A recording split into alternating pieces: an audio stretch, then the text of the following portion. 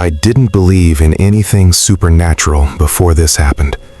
I still don't, at least not in the way most people think. But I know what I saw. And more importantly, I know what saw me. This happened in Indonesia about 3 years ago when I was traveling through Southeast Asia doing freelance work online. I had been staying in Jakarta for a while, but I wanted somewhere quieter, so I moved to a smaller town in central Java. That's where I found the job. It was posted in a small expat group, nothing unusual. The listing said, house sitter needed, remote area, good pay, 1 week. The pay was way higher than expected for something that simple. That should have been my first warning. But I didn't think much of it. The owner, a man named Arif, contacted me almost immediately after I replied. He spoke decent English, polite, but very brief. He told me the house belonged to his late parents. It had been empty for a while, and he just needed someone to stay there for a week to keep things in order. I asked what that meant. He paused for a bit before replying.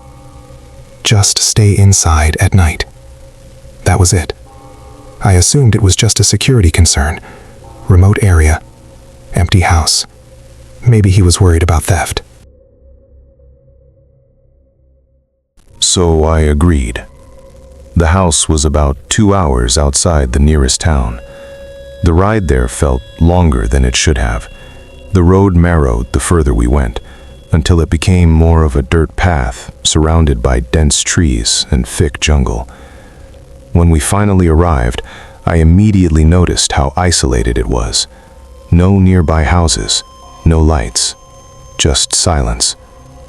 The house itself was old, traditional Indonesian style, wooden structure raised slightly off the ground, with wide windows and a long front porch. It wasn't run down, but it definitely felt untouched, like no one had lived there in a long time. Arif met me outside. He didn't smile. He handed me the key and quickly explained a few things. Don't open the back door after sunset. Keep all windows closed at night. If you hear anything outside, ignore it. I laughed a little, thinking he was joking. He didn't laugh back. Then he said something that stuck with me. If someone calls your name, don't answer. That's when I started to feel uneasy. But by then, I was already there. And honestly, I needed the money. The first day was normal. Too normal. The silence was heavy, but not threatening. I spent most of the day working on my laptop, occasionally stepping outside to stretch. There was no signal, no internet, just whatever I had downloaded. By sunset, the entire area changed. It got darker, faster than I expected, and the sound started. At first, it was just insects, then something deeper, low rustling in the trees. I locked the doors like Arif told me, closed every window, turned off most of the lights, and just sat there, listening.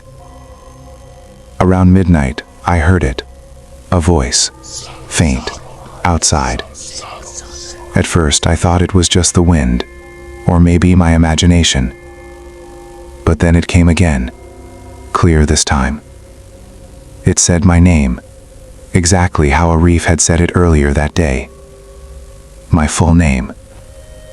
I froze. Every part of me wanted to look outside, to check. But something about it felt wrong. The voice didn't sound human. It was too flat, too perfect, like it was copying. Then it said it again, closer. I didn't move. I didn't answer. After a few minutes, it stopped. The next morning, I tried to convince myself it was just stress. New place, isolation, my brain playing tricks. But something didn't sit right. So I checked outside. There were footprints, barefoot, circling the house. That night, I stayed up. I didn't want to hear that voice again. But around 2 a.m., it came back. This time, it wasn't alone. I heard multiple voices, all whispering, all saying different things. Some sounded like children, some sounded like old people, but they all had one thing in common. They weren't quite right. And then, something hit the back door. Hard. I jumped. Another hit. Then scratching. Slow, deliberate scratching, like something trying to get in. I remembered what Arif said. Don't open the back door. So I didn't.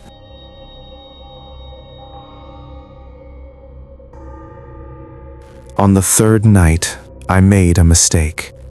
Around midnight, I heard a woman crying outside, soft at first, then louder. She sounded real, terrified. She kept calling for help, begging. I stood there, frozen. Every instinct told me to open the door, but something felt off. Then she said my name, and just like that, I knew it wasn't real. By the fourth night, I stopped sleeping. The voices came every night, different sounds, different tricks, but always the same goal, to get me to respond, to open the door, to look outside. On the last night, everything changed. There was no voice, no scratching, no movement. Just silence. Complete silence. That was worse. Around 3 a.m., I heard something inside the house. Footsteps. Slow. Walking across the wooden floor.